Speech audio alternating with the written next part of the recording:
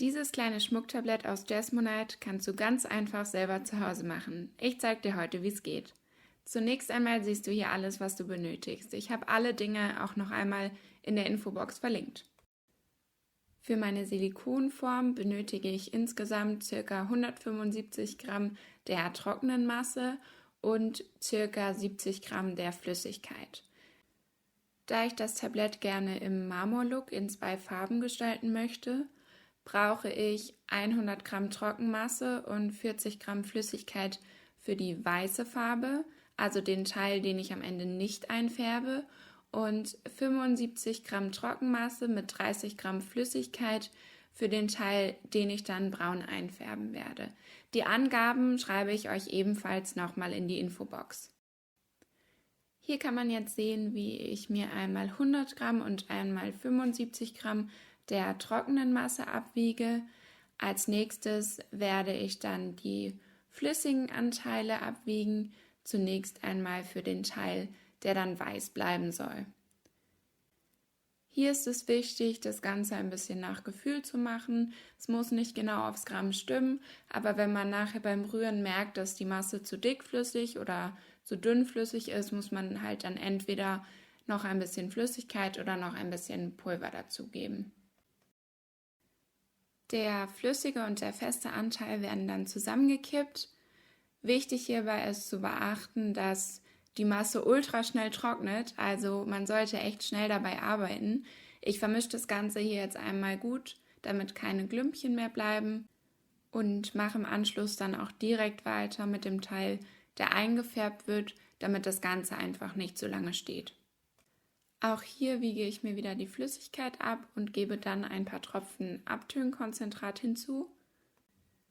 Das habe ich im Baumarkt gekauft und das eignet sich super, um Jasmonite einzufärben.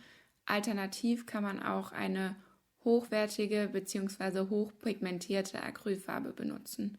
Jasmonite hat auch eigene Pigmente, aber das Abtönkonzentrat hatte ich zu Hause, deshalb verwende ich jetzt zunächst einmal das. Ja, ich habe hier leider im Endeffekt etwas zu wenig hinzugegeben, das habe ich etwas später gemerkt, als ich das Ganze schon zusammengekippt hatte, aber das macht natürlich nichts, man kann auch später noch die Farbe dazugeben. Allgemein macht es aber Sinn, die Farbe in den flüssigen Teil zu geben und erst danach alles zu vermischen, damit die Farbe einfach besser verteilt ist. Wie man hier sehen kann, ist es dann nur hellbraun geworden, deshalb habe ich mich dann doch entschieden, für den Marble-Effekt noch etwas mehr hinzuzufügen.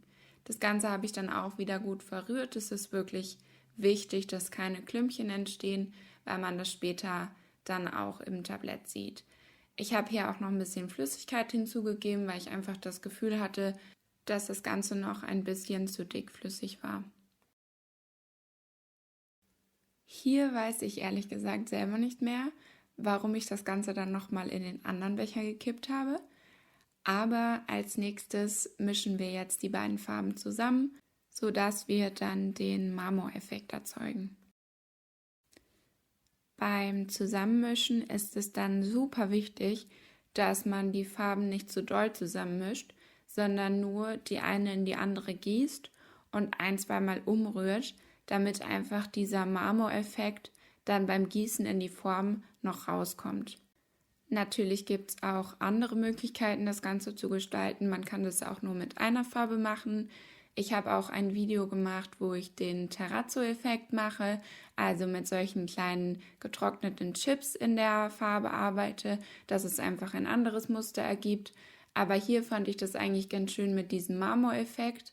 Und wichtig dabei ist halt zu beachten, dass man beim Reingießen darauf achtet, wie die unterste Schicht aussieht. Denn das, was man ganz unten reingießt, ist das, was man dann am Ende von oben sieht. Was man da am Ende noch aus den Bechern rauskratzt und quasi oben auf die Form drauf tut, ist egal, weil das wird nachher ohnehin die Unterseite. Ich habe das Jasmonite dann ca. 25 bis 30 Minuten durchtrocknen lassen und man sieht schon hier, dass man das super einfach aus der Form nehmen kann. Das ist halt der Vorteil im Vergleich zum klassischen Resin, dass man das wirklich so schnell aus der Form nehmen kann. Da braucht man ja manchmal 1 oder 2 Tage, bis man es rausnehmen kann. Und man sieht jetzt hier schon, dass es ganz fest geworden ist und es ist auch schon trocken und es bricht auch nicht, es biegt sich nicht, also es ist wirklich ein Vorteil.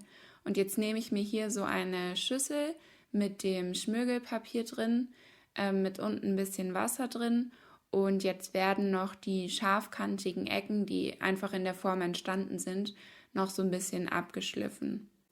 Da muss man gar nicht viel Kraft aufwenden, das geht relativ einfach, vor allem im Wasser ist es echt leichtgängig. Vielleicht ein kurzer Hinweis, während ich hier schmirgel. Wenn euch das Video weiterhilft oder gefallen hat, dann lasst mir doch gerne einen Daumen hoch da und abonniert vielleicht meinen Kanal. Und ich freue mich auf weitere Videos, in denen ich Sachen zu Resin, Jasmonite, aber auch allgemein DIYs zeige. Ja, hier seht ihr, wie ich das Ganze dann weiter geschmirgelt habe. Ich habe hier so einen kleinen Schmirgelschwamm, den gibt es im Baumarkt. Das ist echt praktisch, wenn man was im Wasser schmirgelt. Und da sieht man auch schon, wie das Ganze fertig aussieht. Ich muss es natürlich trocknen. Ich habe das jetzt nicht versiegelt, weil ich es für Schmuck verwende.